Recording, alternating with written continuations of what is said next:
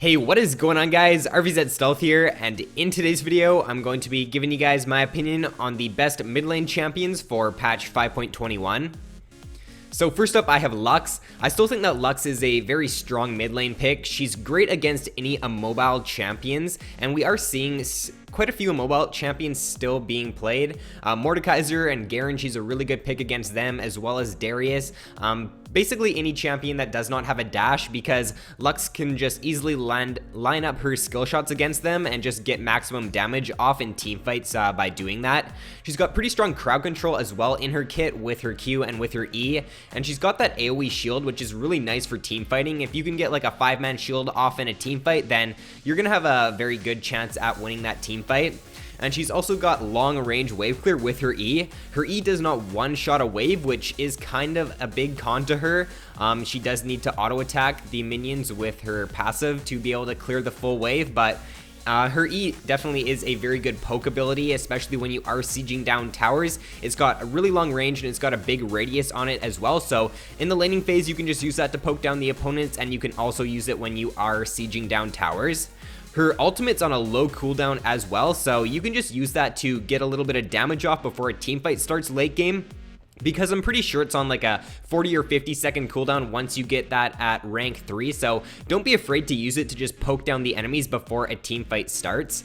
She's a pretty strong laner as well, because she's got her shield and she's also got she's got long range damage coming out of her Q and her E, so if she is going up against a melee pick, then she can just poke them down really nicely. And she also does have a lot of AoE damage with her Q, her E, and her ultimate. And a few cons to Lux though is that she is not the best pick against assassins, because she can get jumped on and she can get bursted down easily. If you are going up against an assassin though, like a Zed or a Talon, make sure to poke them down in the early game and make sure to take advantage while you can, because once they do hit level 6, then they can probably all in you unless you do have a Zanya. So as long as you can poke them down and just get a CS lead on them in the laning phase, then you should be able to do alright. And her E also does not one-shot the wave, like I said before, which is kind of a decent con to her, because she's not like a Xerath where you can just one-shot the wave with your Q and Ludens. She has to like auto-attack the minions a few times, or she has to use her ultimate as well. So next up I have Annie. Annie is probably one of the most annoying mid lane champions to play against. If Annie gets fed, she can just one-shot pretty much anybody on the enemy team, and her flash stun Tibbers combo is just so strong, and it's pretty much foolproof. It's not hard to use, and it can just end up winning you the game so easily. So that's why I think that Annie is a great pick for solo queue. She's really easy to play, her combos are really easy, and she's just got a lot of damage in her kit. Like one stun Tibbers, like I said, can basically win you the game, and she is also very strong if you do get ahead with her, because if you get ahead with Annie, you can always be looking for those engages with your stun Tibbers. But a few cons to her is that she does not have any mobility, so you have to be careful in the laning phase that you aren't pushing out too far, and she's also very predictable since she only really has one combo that she's going to use. Next up I have Brand. So I think that Brand is pretty underrated right now, and with the build of Liandry's and Rylai's, he can put out so much AoE damage and so much slows, or so many slows in team fights, that it's super hard to deal with a Brand, because if the enemy team groups up in a team fight, his ultimate is just going to do so much AoE damage to them, and if you get ahead with Brand, then you can just end up solo carrying really hard, just due to his really strong AoE damage coming out of his W, his E, and his ultimate. So I think that the build path of Liandry's and Rylai's is definitely what you want to go, or it's what you want to rush on Brand, because it just allows you to kite really nicely with the slow from Liandry's, and then the synergy between the Rylai's and Liandry's is really nice as well. It just gives you that extra damage. And he also does have pretty good poke in the laning phase with his W. His W is a pretty long range ability, so you can just use that to poke down the enemies, and it's also got a very high base damage on it, so you can chunk the enemies down really low in the laning phase and just end up zoning them after that. And he is kind of a press R to win champion. If you can get ahead with Brand and you can just get the enemies grouped up in a team fight, then your ultimate is just going to do so much AoE damage that as long as your team is even, or if your team is even a little bit behind, then the chance of you winning that team fight if you get a multi-man ultimate off is very, very high. And a few cons to Bren though is that he does not have any mobility, so like the other two champions, you have to be careful in the laning phase that you aren't pushing out too far, and he is also pretty skill shot reliant with his W and with his Q. So next up I have Veigar, or Veigar, however you want to pronounce it. Pros to him are that he's got an insane late game. His scaling is just absolutely crazy because the more CS you get with his Q, the more damage you get, and that's just super strong, especially if you can just farm up in the early game and get your stacks with your Q. Then come late game, you can pretty much one-shot like any squishy target in the game just like with your ultimate and a Q. You don't even have to use your W. He's got super high AP ratios as well on his W and his ultimate.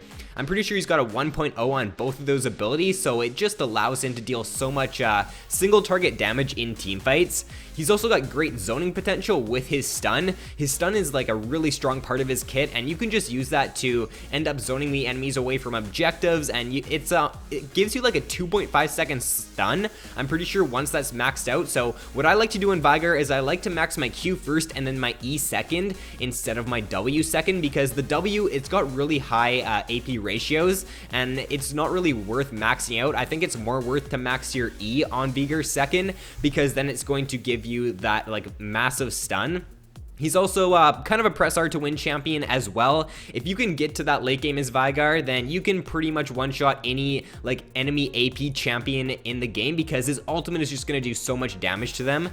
So a few cons to him though is that he does not have any mobility like the previous champions, so be careful in the laning phase that you aren't pushing out too far. And his Banshees can be a pain come late game if you are playing as Veigar, because if the enemies do pick up a few Banshees, it's going to be really hard for you to one-shot an enemy, especially like if the enemy AD carry or the enemy mid laner picks up a Banshees, then it's going to be a lot harder for you to one-shot them. And last but not least on the top 5 for this patch, I have Ahri. So Ahri, I still think she's a great pick for solo queue. I see no reason why to take her off of my top 5 or even off of like number 1 on my list. I don't really pay too much attention to putting the champions in order, but I do think that Ahri is still like one of the best, if not the best mid laners in the game still. She's got insane mobility with her Q and with her ultimate, which just allows her to assassinate targets really nicely. It allows her to roam really well. Whenever you do hit level 6's Ahri, definitely look to go for a roam down bot lane, because with her 3 dashes from her ultimate and with her charm, then as long as your bot lane follows up, you're pretty much guaranteed a kill as long as you can land your charm. She's got great pick potential with her charm as well, which just makes her a really good pick if you do get ahead with her, and it also makes her a pretty solid pick even if your team does fall behind, because if you can land that one charm in a team fight on the enemy mid laner or AD carry, then that could just bring you back into the game. She's got pretty good wave clear as well with her Q and her W, and she's a really safe laner too. She can just farm up if she needs to with her Q, and she doesn't really have to overextend in the laning phase because she's ranged, and she's also got the ranged ability with her Q. She's also got a great level 6 all-in as long as you can land all of her skill shots, and her sustain is also quite nice in the laning phase with her passive, and the true damage coming off of her Q when it returns is also a really nice bonus to her kit. And one con to Ahri though is that she is very skill shot reliant with her charm and with her Q, so if skill shot oriented mid laners aren't really your forte, then Ahri may not be the best pick for you. So first up on the honorable mentions, I have Twisted Fate. I still think that Twisted Fate is a great pick for solo queue, but recently I've been seeing a few pretty bad Twisted Fate players just not knowing when to use their ultimate, not even using their ultimate till like 15 minutes into the game. I think that in order for you to be successful with TF, you need to get good ultimates off once you do hit level 6, and you always want to be looking to use your ultimate and help your lanes out. If you don't do that as him, then I don't think he is the most rewarding champion in the game, or I don't think he's the best mid lane pick, but I definitely think that if you are a good TF player, you can definitely carry really hard. Next up I have Victor. So even though Victor did receive nerfs a few patches ago, I still think he's a great pick for solo queue because his damage come late game is one of the best for any mid laner in the game. The amount of AoE damage and the amount of single target damage that he can put out in a team fight is just pretty crazy, and he's a great pick against like a mobile AD carries because he can just one-shot them super easily. Someone like a Vayne or a Jinx, he's just a great pick into because he can just insta-burst burst them in a late game team fight. So next up on the honorable mentions, I have LeBlanc. I do think that LeBlanc has a little bit of a higher skill cap than most of the other mid laners on my list, but I still think that she is one of the best assassins in the game if you know her combos and you can take advantage of her strong early game. She's also one of the best roaming champions in the game just due to her strong CC, or she doesn't really have strong CC, but due to the CC from her E and the gap close that she's got from her W, she can pull off some really nice roams, and she can also snowball really hard. So as long as you do take advantage of LeBlanc's strong early game, then you should do pretty well on her. Next up, I have Diana. So Diana is also a pretty good assassin. She does have a little bit of a weaker pre-6, and she can get poked down pretty easily because she doesn't have any mobility pre-6, and she can't really jump onto the ranged champions like she can when she does have her ultimate. So you do have to be careful pre-6 as Diana, but once you do hit level 6, your all-in is really nice, and taking the teleport on her mid lane just allows you to stay even in CS with your opponent, because if they do end up poking you down, then you can just use your teleport back to lane, and you can also use your teleport to help your bot lane out or your top lane out as well. So I think that Diana mid is a pretty good pick, but just be careful about her pre-6. So next up, I have Echo. Right now, Echo is one of my personal favorite champions in the game. I've been spamming him top and mid lately, and I've been having decent success on him. I don't have like a crazy like 70 or 80% win rate on him, but I still think that he's a great pick. If you can land your W in a team fight, then that could just win you the team fight right there, because it's an AoE stun, and you can follow that up with so much damage as well. Once they get out of the stun, you can pop your ultimate for more damage, and I just think that he's a really good pick if you do pick him against like enemy champions who are immobile, like a Lux. I've been just picking him into Lux lately, and I've been doing pretty well against her. So I think that Echo's a great pick as long as you do know how to play him correctly, because he is a little bit harder to play.